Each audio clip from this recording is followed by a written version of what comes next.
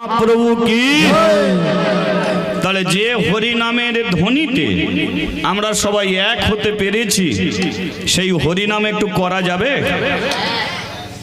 করা যাবে? আচ্ছা, যারা যারা করবেন না একবার হাত তুলুন। কই বাদ নেই, এগুলো এসবগুলো ভুল হতেই পারে, ঠিক আছে? যারা যারা করবেন একবার হাত তুলুন। করা যাবে? আচ্ছা, এমনি করবেন না তালি দিয়ে করবেন? তালি দিয়ে করা যাবে? চলো একটু তালি দিয়ে হরিনাম করা যাক। হ্যাঁ, হরে কৃষ্ণ হরে কৃষ্ণ কৃষ্ণ কৃষ্ণ হরে হরে হরে রাম হরে রাম রাম রাম হরে হরে। হরে কৃষ্ণ হরে কৃষ্ণ কৃষ্ণ কৃষ্ণ হরে হরে হরে রাম হরে রাম রাম রাম হরে হরে। কৃষ্ণ হরে কৃষ্ণ কৃষ্ণ কৃষ্ণ হরে হরে হরে রাম হরে রাম রাম রাম হরে হরে। হরে কৃষ্ণ হরে কৃষ্ণ কৃষ্ণ কৃষ্ণ হরে হরে রাম হরে রাম রাম হরে হরে। আজ এমনিও তো করা যায় নাকি? তালি না দিয়ে এমনি করা যায় না হরিনাম? করা যায়, কিন্তু আমি বললাম তালি দিয়ে হরিনাম করতে। আপনারা ভেবেছেন কি আমি নতুন করে সিস্টেম করলাম? না, এটা মহাপ্রভু বলে গেছে, সাতে পাঁচে মিলি নিজ ঘরেতে বসিয়া হরিনাম করো সবে।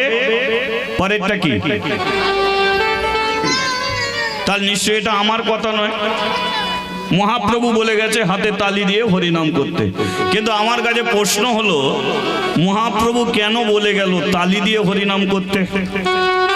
কারণ একটা খুঁজে গেছে, যে এই কারণে মহাপ্রভু বলেছিল যে তালি দিয়ে হরিনাম করতে। কারণটা কি ছিল? একটু মনোযোগ দিয়ে শুনবেন। এটাকে কি বলে? তাল। এটা তাল। তাল যদি থাকে এর বেতাল আছে, আছে তো? তাল বেতাল, দিন রাত্রি, জুয়ার আছে তো? তাহলে তাল বেতাল। মহাপ্রভু বললেন যে যারা তালে চলে তাদের সংসারে কি হয়, আর যারা বেতালে চলে তাদের সংসারে কি হয়। এবার আমি বলে দিচ্ছি তালে চললে কি হয়। ধরুন কোন স্ত্রী স্বামীর কথা শুনে চলে, স্বামীও স্ত্রীর কথা শুনে চলে। বলুন এরা তালে চলছে না বেতালে চলছে? তালে চলছে। এবারে স্ত্রী স্বামীর কথা শোনে না, স্বামীও স্ত্রীর কথা শোনে না, এরা কিসে চলছে? বেতালে। আচ্ছা, এমনি বেতালে কারা চলে একবার হাত তোলো।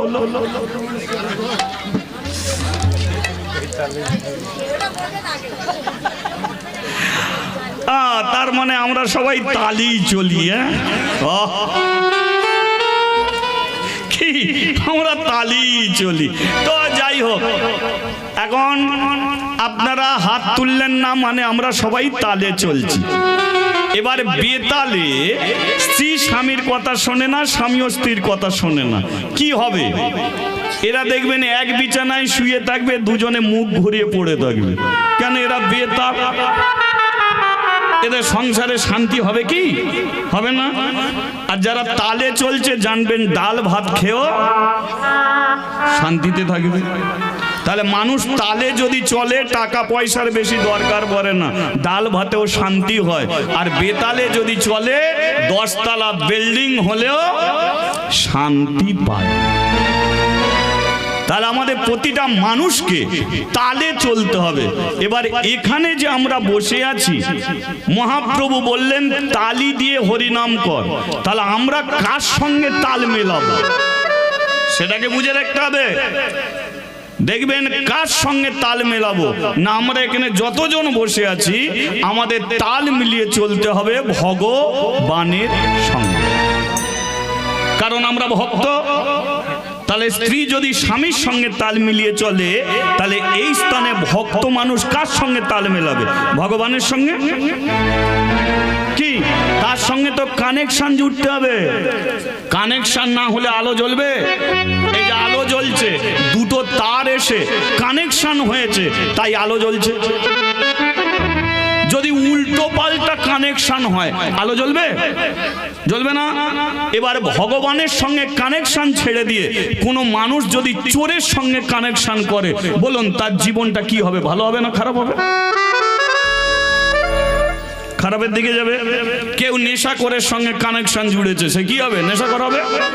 কেউ জুয়া করে সঙ্গে কানেকশন জুড়েছে, জুয়া করাবে। কিন্তু মানুষ যদি ভগবানের সঙ্গে কানেকশন জোড়ে 100% গ্যারান্টি সে একজন কৃষ্ণ ভক্ত হবে, সে একজন হরি। তাহলে প্রতিটা মানুষকে কানেকশন জুড়ে রাখতে হবে ভগবানের সঙ্গে। তাহলে এখানেও কানেকশন জুড়তে হবে, আর কানেকশন জুড়তে গেলে তালে তালে জুড়তে হবে। চলুন কে কে ভগবানের সঙ্গে কানেকশন জুড়বে একটু তালি দিয়ে কানেকশন জুড়ে যাবে। তাহলে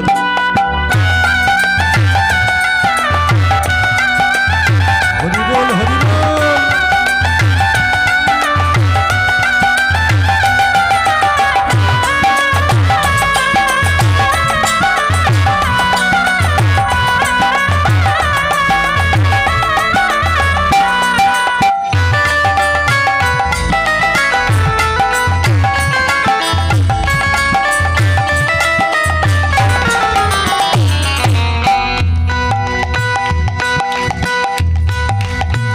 এবার হরে কৃষ্ণ কৃষ্ণ কৃষ্ণ হরে হরে, হরে রাম রাম রাম হরে হরে।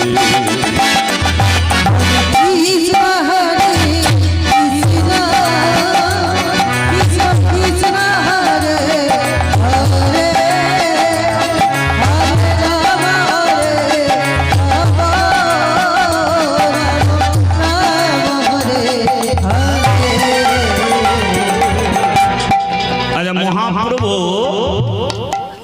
আর একটা কথা বলে গেছে, সেটা হচ্ছে তোরা হরিনাম যেমন করবি হাতে তালি দিয়ে, তেমন হরিনাম তোরা করবি হাত নিচের দিকে করে।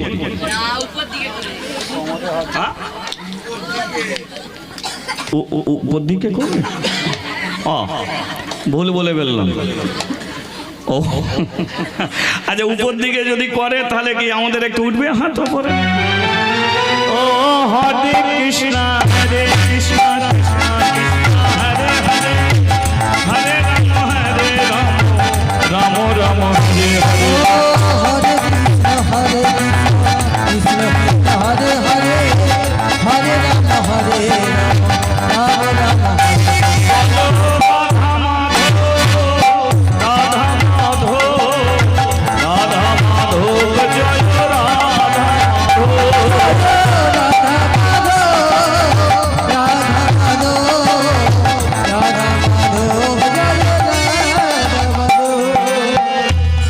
নামিয়ে নিন, ব্যথা হলে আমাকে দোষ দেবেন, ঠিক আছে? শোনো শোনো ভগবান, শোনো দিয়াম এক দুঃখী মায়ের ছেলের কথা এখন কহিব। এখন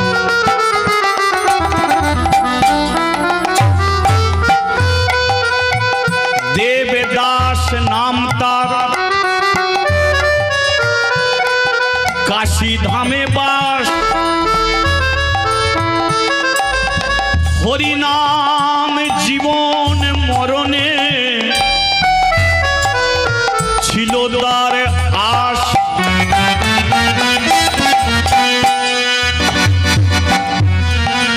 পর চর্চা পর নিন্দা নাহি সে জানে।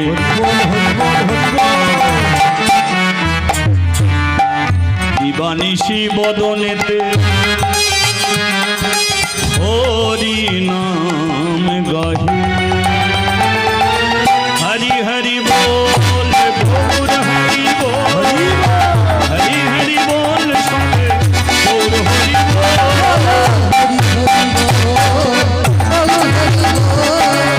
হরি হরি বল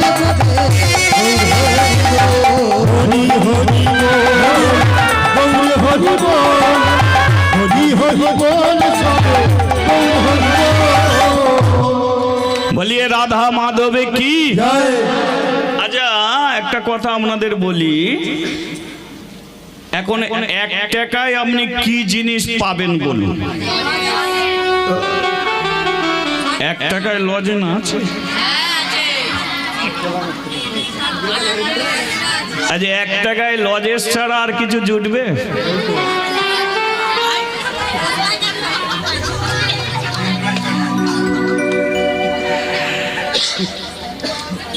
তাও তুই ছোট 1 টাকা নিয়ে লজেস কিনতে যাবি, বলে লজেসই নেই।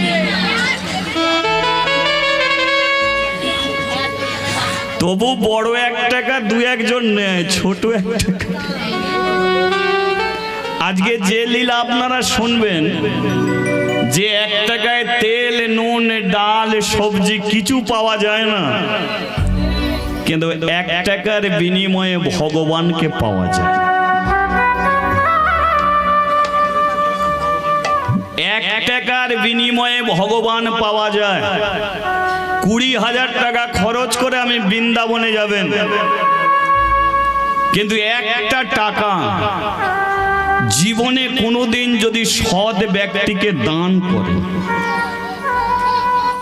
দান দক্ষিণা দাবি 3টে জিনিস ভারতের সংস্কৃতিতে পাওয়া যায়। দান, কেউ কালী মন্দিরে 10,000 টাকা দিল, এটা হচ্ছে দান। দক্ষিণা কুণ্ডে কীর্তনের শেষে যে আমাকে 2 টাকা 5 টাকা 10 টাকা দেন, এটা কিন্তু দান নয়, এটাকে দক্ষিণা বলা হয়। বৈষ্ণব সেবা দিলে দক্ষিণা দিতে হয়। এই বস, এটা হচ্ছে দক্ষিণা। দাবি কুণ্ডে জোর করে ছিনিয়ে নেওয়াটাকে দাবি বলা হয়, যে তোকে দিতেই হবে, না দিলেই তোর মানে ঘর বাড়ি ভেঙে দেবো, তুই দিবে। এটা হচ্ছে জোর করে ছিনিয়ে নেওয়া, এটা হচ্ছে দাবি। কিন্তু আমি দক্ষিণার কথা বলছি না, দাবির কথা বলছি না। 1 টাকা আপনি জীবনে কোনোদিন সৎ ব্যক্তিকে দেবেন, 1 টাকার বিনিময়ে আপনি বৃন্দাবনে গিয়ে ভগবানকে চোখের সামনে দেখতে পাবেন। আমরা ভগবান দেখি, সেখানে মূর্তি রূপে ভগবান বসে আছে, সেখানে ঠাকুর ঘরে মূর্তি রূপে ভগবান আছে। একে খেতে দিলে খায় না, এ খেতে দিলে খায় না, কিন্তু 1 টাকার বিনিময়ে সেই ভগবানকে দেখবেন যে ভগবানকে খেতে দিলে হাতে তুলে খাবে। যে ভগবানের সঙ্গে কথা বলবেন, সে আপনার সঙ্গে কথা বলবে। যে ভগবান আপনাকে ঘুরতে নিয়ে যাবে, সেটা 1 টাকার বিনিময়ে পাওয়া যায়। তবে কোনো সৎ ব্যক্তিকে দিতে হবে।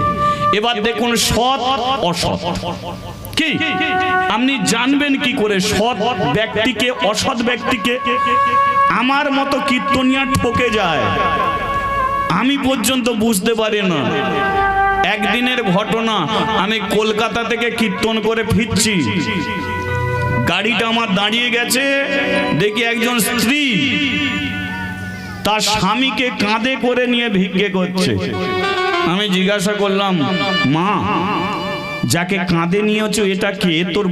তোমার তো বড় কষ্ট হচ্ছে। বলে কষ্ট হলেও আমাকে কাঁধে করে নিয়ে ভিক্ষে করতে হয়। আমি বলি কেন? বলে এর পা দুটো অ্যাক্সিডেন্টে কেটে গেছে। আমার স্বামী, আমি কি ফেলে দিতে পারি? বেঁচে আছে যেহেতু, আমি তো একে খাইয়ে পরিয়ে রাখবো, তাই এর জন্য আমি ভিক্ষে করি, কাঁধে নিয়ে ভিক্ষে করছি। আমি এই ভাইকে বললাম, ভাই এক কাজ করে, একে 100 টাকা দিয়ে দে। 100 টাকা দিয়ে দিলাম। গাড়িটা আমার ছেড়ে দিল, পেছন ঘুরে তাকিয়ে দেখি যাকে কাঁধে নিয়ে ঘুরছিল সে হেঁটে হেঁটে যাচ্ছে আর বিড়ি খাচ্ছে।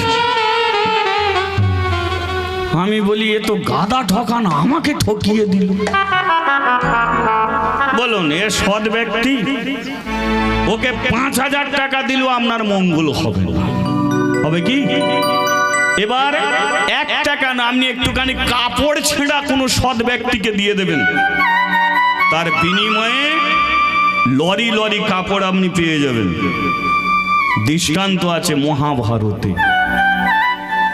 মহাভারতে শিশুপাল, অনেকে নাম শুনেছে। শিশুপাল এত অত্যাচারী, দিন রাত্রি ধরে শুধু কৃষ্ণকে গালাগালি দেবে। শিশুপাল জন্ম নিল, কৃষ্ণ দেখতে গেল। শিশুপালের মা বলে উঠল, কৃষ্ণ শোন, আমার ছেলে অত্যাচারী, কথা দে আমাকে, আমার ছেলে সর্ব অপরাধ তুই ক্ষমা করবি। কৃষ্ণ বলে উঠল, কথা দিলাম সব অপরাধের আমি ক্ষমা করে দেবো, কিন্তু কতদিন ধরে ক্ষমা করব? শিশুপালের মা বলে উঠল, 100 অপরাধ তুই ক্ষমা করিস। কৃষ্ণ বলে উঠল, 100 অপরাধ আমি ক্ষমা করব, তারপরে যদি একটা অপরাধ করে ওকে পৃথিবী থেকে সরিয়ে দেবো। কথাটা যেন মাথায় থাকে। 99 অপরাধ করে ফেলেছে, কৃষ্ণকে দেখলেই গালাগালি। আর যুধিষ্ঠির রাজসূয় যজ্ঞে শেষ অপরাধ, কৃষ্ণকে যা ইচ্ছা তাই বলছে। কৃষ্ণ বলে কিনা, তোর মায়ের জন্য তুই এতদিন বেঁচে আছিস, নইলে কবে তোর ভবলীলা আমি শেষ করে দিতাম। তুই আমাকে গালাগালি দিচ্ছিস, আমি মেনে নিয়েছি, কিন্তু আর নয়। সুদর্শন চক্র ছাড়লো, শিশুপালের গলা কেটে চলে গেল। চক্র ঘুরে ঘুরে কৃষ্ণর হাতে এলো, শিশুপালের রক্ত কৃষ্ণর আঙুলে লেগে গেল। সবাই সেখানে ছিল, কিন্তু চোখ পড়ে গেল দ্রৌপদী। সুন্দর শাড়ি পরে বসেছিল, দ্রৌপদী ছুটে এসে শাড়ির আঁচলটাকে ছিঁড়ে কৃষ্ণর হাতটা বেঁধে দিচ্ছে। কৃষ্ণ বলল, কি ব্যাপার হলো, তোমার সুন্দর শাড়ির আঁচল ছিঁড়ে ফেললে? এ তো আমার রক্ত নয়, ও শিশুপালকে মেরেছি, ওর গলার রক্ত আমার হাতে লেগে গেছে। দ্রৌপদী বলল, ছিঁড়ে ফেলেছি যখন হাতটা বেঁধে দিই। বলে, এই শাড়ি তুমি নষ্ট করে ফেললে? দ্রৌপদী বলেছিল, আমার 5টা স্বামী, সপ্তাহে যদি একজন করে একটা স্বামী শাড়ি কিনে দেয়, তাহলে সপ্তাহে আমার 5টা শাড়ি হবে, মাসে আমার কত শাড়ি হবে চিন্তা করে দেখো। কৃষ্ণ যারা শাড়িকে ভালোবাসে, যারা সোনাকে ভালোবাসে, যারা নূপুরকে ভালোবাসে, তাদের মধ্যে আমি নয়। আমি এগুলো কিছু ভালোবাসি না, আমি ভালোবাসি তোমাকে। জীবনে ভালোবাসি আমি তোমাকে। আর যাকে জীবন দিয়ে ভালোবাসি, রক্ত দেখলে বিচার করা যায় না কার রক্ত, তাই হয়তো ভুল করে শাড়ি ছিঁড়ে ফেলেছি। কৃষ্ণ কিছু মনে করো না। কৃষ্ণ বলল, তোমার এই ভালোবাসা মর্যাদা আমি রাখবো। শোনো দ্রৌপদী, জীবনে কোনোদিন যদি কাপড়ের জন্য বিপদে পড়ো, তা আমার দিকে একটু তাকিয়ে দেখো। मैं हूँ কৃষ্ণ, লরি লরি কাপড় আমি তোমাকে দিয়ে দেবো। বিপদে পড়েছিল, কৌরব সবার মাঝখানে দুঃশাসন চুলের মুঠি ধরে সবার মাঝখানে কাপড় ধরে টেনেছিল, কৃষ্ণ কাপড় দিয়েছিল। এত কাপড় দিল, দুঃশাসন টেনে টেনে ঘাম বেরিয়ে পড়ছে। দাদাকে বলছে, দাদা এত কাপড় দিচ্ছে কে? কৃষ্ণ বলে, আমার দিকে তাকা, আমার দিকে তাকা। তদ্রূপ জীবনে যদি সৎ পাত্র, বলুন কৃষ্ণ হলো সৎ পাত্র, এতে যদি দিতে পারেন আপনারা অবশ্যই পাবেন। এবার কৃষ্ণ সবচেয়ে বেশি কাকে ভালোবাসে? হরি ভক্তকে ভালোবাসে। হরি ভক্তর মধ্যে কাকে ভালোবাসে? বৈষ্ণবকে ভালোবাসে।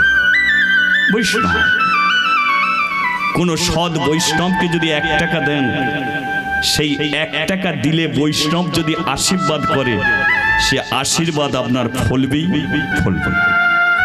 তাই আজকে যে 1 টাকায় আপনি কোনো দিন কিছু পাবেন না, সেই 1 টাকায় বৃন্দাবনে গিয়ে ভগবানকে আপনি চোখের সামনে দেখতে পাবেন। এ থেকে আপনারা জানতে পারবেন যে ভগবানকে শুধু টাকা পয়সা দিলে হয় না, তাকে ভক্তি করে ডাকলেই পাওয়া যায়। বলিয়ে রাধা মাধব কি, বলো রাধা